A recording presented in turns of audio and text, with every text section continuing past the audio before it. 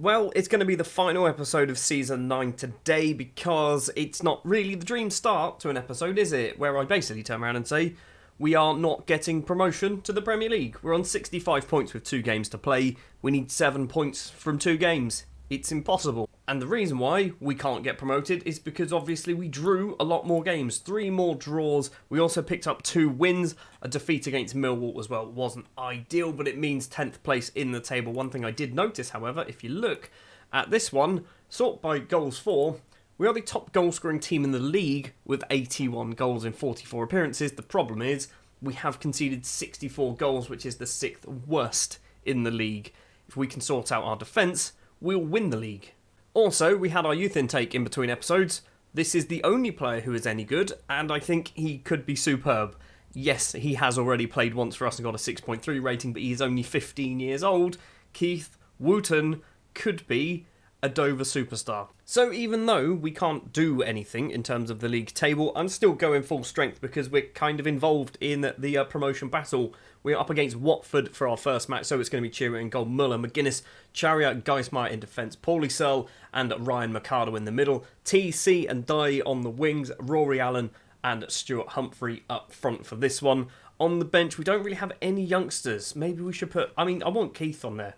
I've already forgotten. It is Keith, isn't it? It is Keith. We've got a potentially world-class striker called Keith. Probably a bit optimistic that I think he's going to be world-class, but I think he could be good. So obviously Watford, being a former Premier League side and also the side that is supported by Miles Jacobson, you'd expect them to be pretty good. Humphrey has a corner for us, though after just 4 minutes, Mark McGuinness hits the top of the bar and it goes over. First chance goes our way. We could essentially help Everton get playoffs. If we beat Watford, we could get Everton in the playoffs. That's irritating, isn't it? Stevie Schwank is going to have to come on as that right back then, which is fair enough. We could have done Silko Thomas, although Silko Thomas hasn't been very good at football lately. 25 minutes in, Watford have literally not had a shot yet. We've had 8 shots. Corbeau, it's shot number 9, and it's Romain Charrier, the West Ham loanee, who, by the way, has extended his loan spell for a 3rd season, technically. His first season, he was only here for 6 months. Full season this year, full season next year as well. We are 1-0 up, and even though we can't get into the playoffs, we can certainly look like we got close. Half time, it is 1-0, thanks to that Romain Charrier goal. I mean, we've had a lot of shots, keep it up. Looking at you, Rory Allen, Keith is on the bench, ready to come onto the pitch and score probably 7 goals. I am a bit concerned that we have had 11 shots, but we've only seen like 2 of them. So we are getting the shots away, but they're not apparently very good. Theo Corbeau's not going to get there. Kelly manages to clear the ball. It's going to be Mark McGuinness to pick the ball up though. Plays it all the way back to Chio. Now Charrier, the goal scorer, goes for a run down the middle. The Canadian, one of our 2 Canadian internationals, goes for another run. Paulie Searle, forward, finds TC. On the right-hand side, we've got Stevie Schwank. Instead, we've gone the other way. TC's in. TC should have made it too. It's a good save. Instead, we're going to win a throw, which we didn't get to see, but instead we're seeing Watford pass it around their half of the pitch. Lindstrom has it on the right. Geismar, good little tackle there from the German. Doesn't manage to get the ball back from Mercado. And now Stevens is one-on-one with the keeper. And, oh my word, Chio with a spectacular save. Angel Gomez with the corner towards the front, headed well over the bar from Connor. 60 minutes played, and Keith, here he comes, the Wonder Kid. He's probably not a Wonder Kid, but Keith is coming on. We're also going to take off Dye. This is all of our subs, isn't it?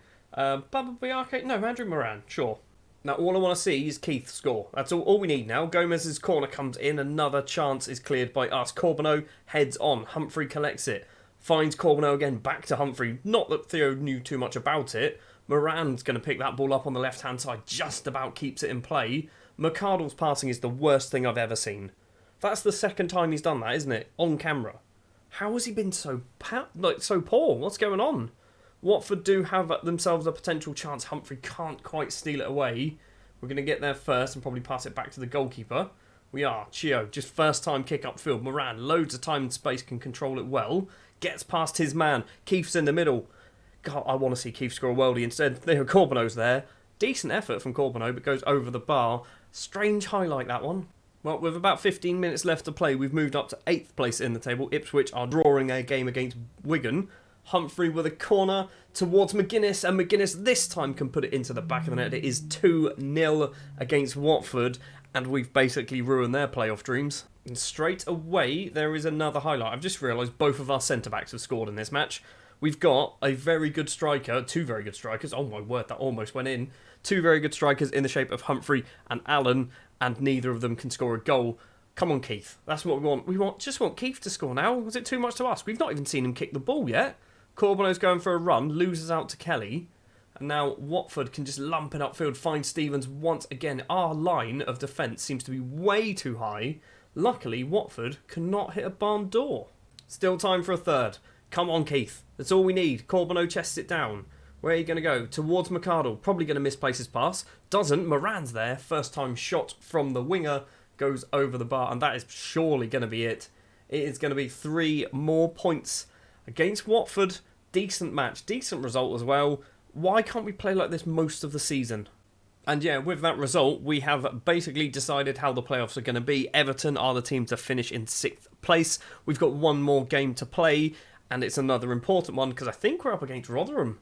And Rotherham need at least 2 points to stay up. Obviously, you can't get 2 points in one game, so they need to win their game. They've got better goal difference than Reading. They are going to want to win. This is where we're not playing. We are playing Rotherham. Okay, it would have been an awful, awful thing to say if we were suddenly playing somebody completely different, like Birmingham. For the final game of the season, then, we are going for a little bit of youth. Not a huge amount, but a little bit of youth in there. So, Zhao Chio will be in goal. Adrian, Reed-Stephen, Charia, Arango, and Geismar in defence of Reed-Stephen and Arango are the youngsters. I mean, Charia's technically younger than both of them, but he's not ours. Paulie Searle and Ryan McArdle in the middle. We don't do McArdle. We're not doing it. He's been rubbish. Let's try Dye as a box. No. Let's try Rory Allen as a box-to-box midfielder because he's very good at football regardless of where he is on a football field. It's going to be Harry McDonald and Theo Corbineau on the wings. Stuart Humphrey and Keith will be up front. We've got Stuart and Keith up front. It's a very British-sounding strike force. They are both British, so that would make sense. So there is obviously something to play for Rotherham. I don't know whether the financial gains of finishing 7th and 8th is too much difference, but if we lose, we could technically drop all the way down to 12th place in the table. So we kind of do want to win just to make sure. Just under 20 minutes played, first highlight of the game. I just want Keith to kick the ball, to be honest. I want to win the match 1-0 and Keith to just be involved in a highlight. Lee has the ball on the right-hand side for Rotherham. 4 in the middle. Geismar sticks a leg out. It falls to Lee. He's rattled the underside of the bar and it's trickled off for a goal kick. We've managed to just dodge a bullet there. Theo Corbineau with a free kick. Goes for a curling effort. Peltier with a questionable save. Concedes the corner. Humphrey is the man to go over to take it because of course he is. Left-footed towards the front post. Arango's not going to get there. Rory Allen as the midfielder. Humphrey crosses again. Corbinow's not going to get there either. And the ball is eventually cleared. Is it going to come back in? No, it isn't. Rory Allen this time with a free kick towards Keith. And Keith heads just over the bar. We've finally seen him on camera. He's got lovely purple boots. The worst is currently happening. We are dropping down to 11th place because Huddersfield, Ipswich and Wimbledon, I think, are all winning their games. So we kind of need to score a goal here. Peltier with the goal kick for Rotherham. It's a head upfield, but not very well. And Rotherham can now come back forward with the ball. Arango heads it down, gets it back from Paulie Searle. Now Rory Allen. Geismar. Corbineau on the left. Humphrey is very, very deep at the moment. Lumps it forward. Keith's there. Keith. Oh my word, he's done it. Keith, he's the youngest ever goal scorer. He's 15 years old and about 250 days. Keith celebrates because he's an archer, apparently. It's what all the kids are doing nowadays. They love archery. It's 1-0. He's only gone and done it, hasn't he? Keith has actually scored a goal. We've moved up to 7th. We're actually going to finish in 7th place as everything stays this way. Sheffield United have just equalised against Watford. Keith could get us 7th place. Things are going well. You're capable of more. Luckily for us as well, Keith is fully focused. He's going to go for archery afterwards, I think, like an after-school club. He is 15. He probably does have that. Well, second half is enthralling, isn't it? There's so much going on. Harry McDonald is going to come off. Baba Biake can come on. Sure, why not? Didn't put any kids on the bench, did I? Didn't bother with that. I'm looking at my sub-goalkeeper for some reason. And do you know what I'm looking at him for? Striker. He's got 2 outfield rating. He's 6'4" though. We're not going to do it. We're not going to do it. I know it's the end of the season and all, but let's not be silly. We've finally got a highlight in the second half, and Humphrey finds Corbineau. I want Keith to get a second now. Geismar to Theo Corbineau. Once again, terrible pass, but luckily for him, Geismar was paying attention. Passing it around all the way back to the goalkeeper. Why did we do that? Why was that a thing we went for? Arango, left-footed pass, tries to get it over Pochettino's head. That is the son of Mauricio Pochettino, I believe. Arango collects it once again, goes for a little run forward.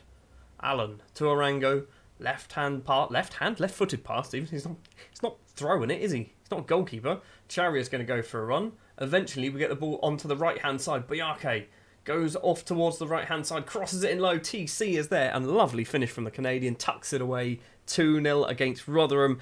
This is pretty much game, set, and match now, isn't it? Final 10 minutes. We've got an XG of 2, and we've scored 2. That's quite good. Oh, we've actually got a highlight as well.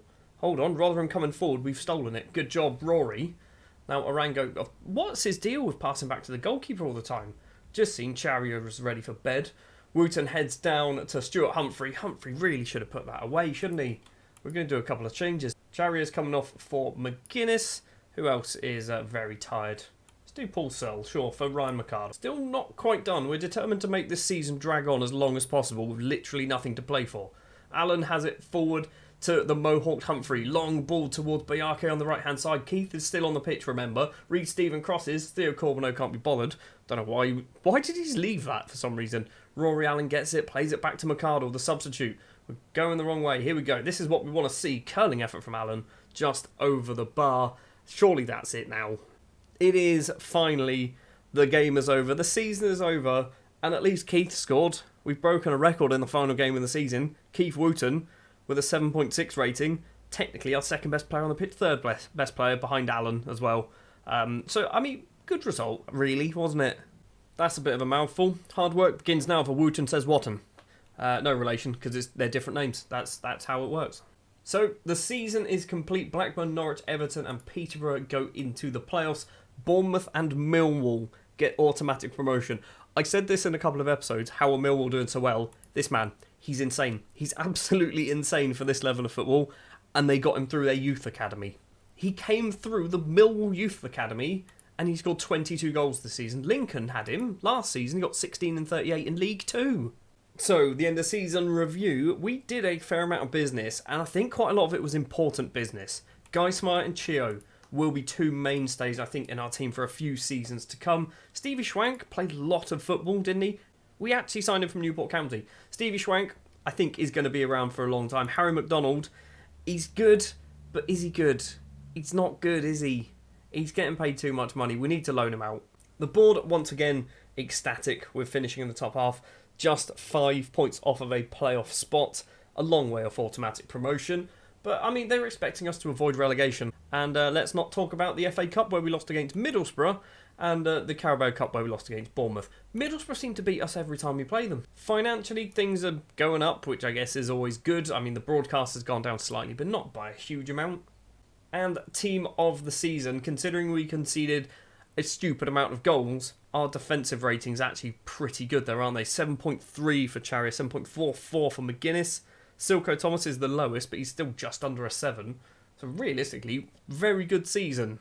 So Keith was 15 years old and 302 days when he scored his first ever goal for the club. He was 280 days when he played his first game, which I think was against Portsmouth. He came off the bench. He was rubbish. Clearly showed that he's not actually terrible, is he? Next season then. Apparently we've got £1 million to spend. It's so much money. That's not going to go anywhere, is it? And they still they don't want us to get relegated. Basically, well, I say they don't. They want a mid-table finish, but they want us to be defensively solid. Now, I don't know whether you've seen the last couple of seasons, John. We're not. Every time. Stadium expansion plans have been shelved because we haven't got the money. The funds simply don't exist. Get a loan out. Just get a loan out. It's not that difficult. And what do you want now? What's this? Improving the youth level? Yes, definitely. I mean, I feel like I've asked you to do this and you said no, but apparently you're happy to do it now. We're going to a category 2. We're still going to get rubbish youth players. Right, we need something. Just a loan out. They'll tell me. Okay. Can we just build a new stadium? I mean, we'll ask. We'll ask if they can build us a new stadium as well. Right, I mean, it was kind of expected, wasn't it? But John's come back and said that we can't expand because of the financial situation, and the same with the building a new stadium. I mean, yeah, I guess we are 2 million in debt. That's fair, But we're in a catch-22, a chicken and egg situation. We're never going to get enough money to build a new stadium until we build a new stadium and get the fans in to get the money from the season tickets and the ticket sales. This is the problem we are currently facing. That is going to do it for Season 9. Season 10 may well be the final season, because if we are basically just stuck in the Championship for a 4th season, if we don't get out of the Championship in next season, we're done to the point of, basically, I think we have to get out of the Championship. We need that money. We need more money from the Premier League. We need to perform better, and I think because of that, I might look at downloading a tactic and changing things up, because I think we kind of have a good squad. We've got a reasonable squad. We've got some decent players. We just need the right tactic to suddenly make everything click. So that might be something I'm going to do over the summer. When I do have a tactic, there'll be a link in the description, don't worry about it. So whoever made it, because I'm not very good at making tactics, will get credited. But thank you very much for watching it, Season 9. If you did enjoy, do please remember to leave a like, subscribe, ding the bell, comment, do other YouTube things, share it with your family, friends, dogs, cats, all that sort of stuff. And I'll see you in Season 10.